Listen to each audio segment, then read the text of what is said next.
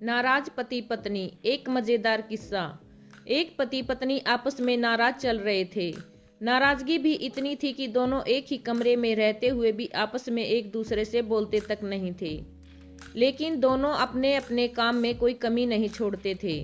जैसे सुबह पति के उठते ही चाय बनाकर पत्नी टेबल पर रख जाती और ऑफिस का समय होता तो लंच बॉक्स बना कर देती।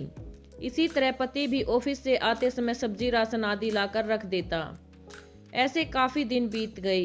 एक दिन पति को जरूरी काम से ऑफिस में 8 बजे की जगह 6 बजे जाना था, लेकिन उसकी नींद तो सुबह 7 बजे से पहले नहीं खुलती थी। रात में पति को सोने से पहले विचार आया कि मुझे सुबह 5 बजे कौन उठाएगा। पति के दिमाग में एक उपाय आया और वह एक पर्ची अपनी पत्नी के नाम लिखने लगा। देखो रीना, मुझे सुबह जल्दी ऑफिस जाना है, इसलिए मुझे 5 बजे उठा देना।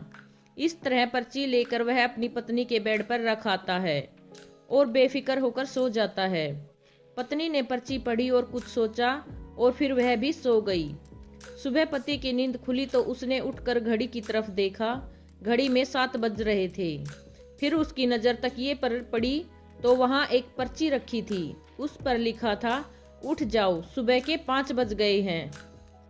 मुझे उम्मीद है आपको पति पत्नी की ये छोटी सी कहानी पसंद आई होगी।